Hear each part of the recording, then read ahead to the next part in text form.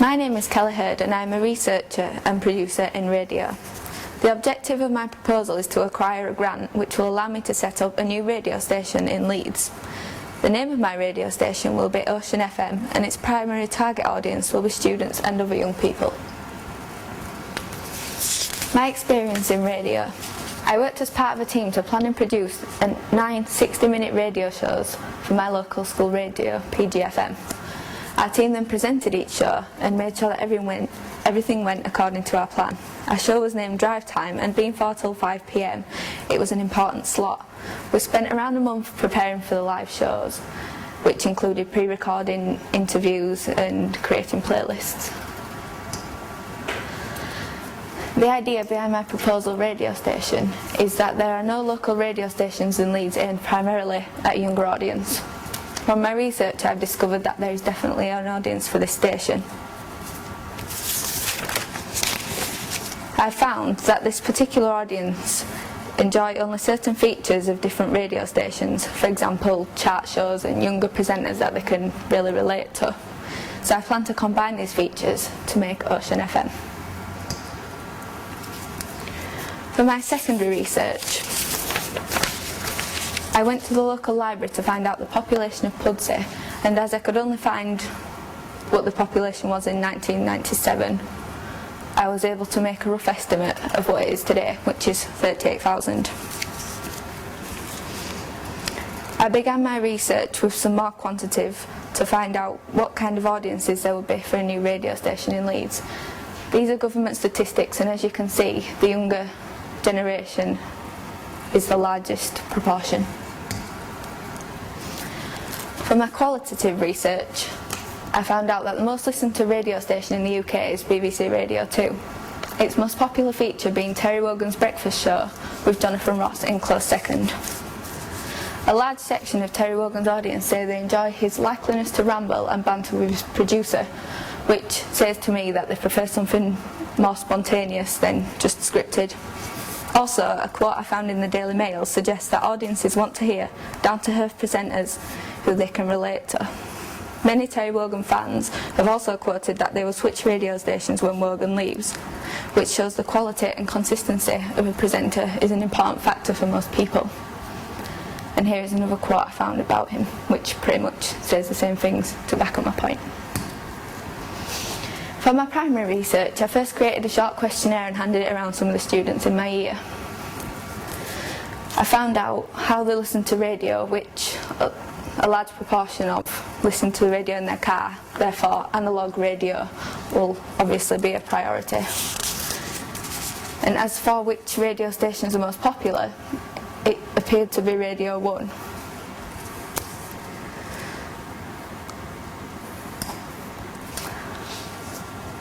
From another section of my primary research, I recorded a few short interviews with people of my target audience to find out what they listen to in radio.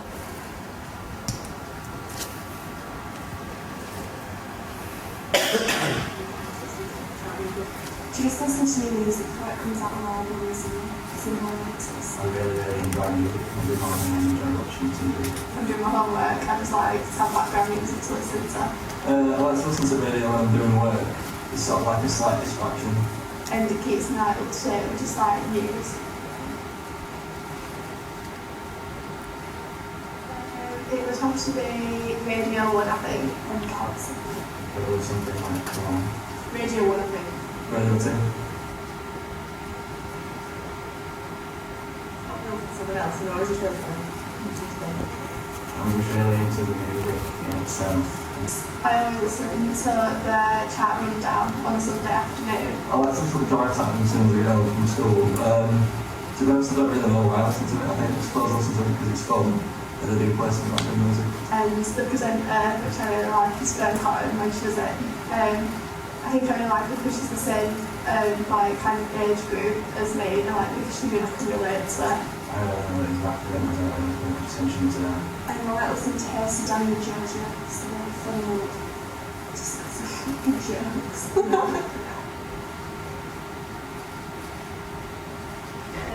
Either in my car or on DAB radio. Through the radio in my car or on the internet. through Championship or television? Either on internet radio or on local popular radio?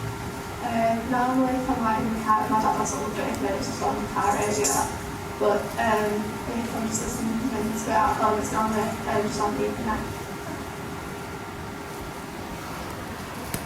Right, so the conclusion from the research that I have gathered is that the most popular radio station amongst my targeted age group is Radio 1, mainly because of its young, down-to-earth presenters and chart music. News and current affairs are also of interest. Radio Air also proved popular amongst my target audience for similar reasons. This suggests that there is a need for a local station just in the Leeds area that consists of chart music and presenters that the audience can relate to. This is my idea for Ocean FM.